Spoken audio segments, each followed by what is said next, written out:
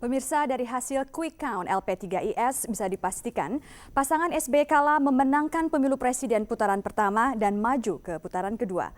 Hasil ini sebenarnya tidak mengejutkan karena hasil survei yang dilakukan sejumlah lembaga riset sebelum pemilu selalu menempatkan pasangan ini pada posisi teratas. Dalam analisis malam ini, kita lihat kilas balik perkembangan popularitas SBY hingga saat pemilu presiden 5 Juli lalu. Grafik ini menampilkan hasil survei yang dilakukan secara berkala oleh International Foundation for Election Systems atau IFES dan Lembaga Survei Indonesia atau LSI. Dengan melakukannya secara berkala, kita bisa melihat fluktuasi popularitas seseorang. Garis kuning adalah popularitas SBY menurut survei IFES. Sedangkan garis merah adalah popularitas SBY menurut survei LSI.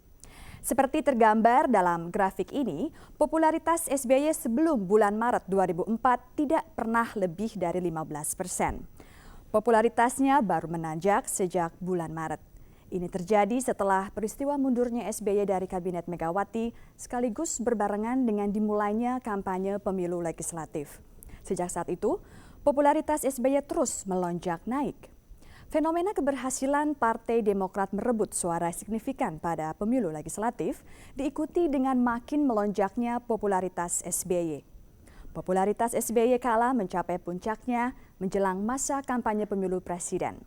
Ini terekam dalam hasil survei akhir Mei 2004. Popularitas SBY yang waktu itu sudah resmi berpasangan dengan Yusuf Kala mendekati angka 50%. Fenomena ini bahkan memunculkan wacana di sebagian pengamat bahwa SBY Kala kemungkinan bisa memenangkan kursi RI 1 hanya dengan satu putaran. Belakangan terbukti popularitas SBY Kala justru mencapai titik balik. Menjelang kampanye berakhir, justru popularitas SBY Kala cenderung menurun. Menurut prediksi yang dibuat IFES maupun LSI, perolehan suara SBY Kala mencapai sekitar 43%.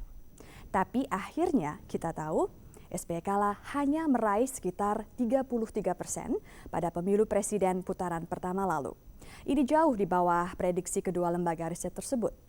Meski hasilnya demikian, pasangan SBY Kala sudah tampil fenomenal seperti halnya Partai Demokrat pada pemilu April lalu. Pasangan ini tidak punya mesin politik sebesar Golkar atau PD Perjuangan dan PKB, namun justru berhasil meraup suara terbanyak, mengalahkan pasangan lain yang ditopang mesin politik yang sudah mapan.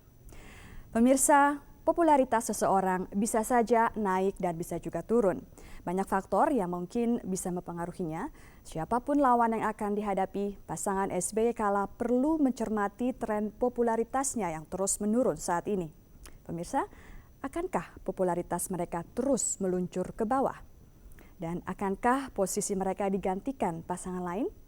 Sampai kapan popularitas SBY Kala dapat terus bertahan? Nantikan terus analisisnya hanya di Metro TV The Election Channel.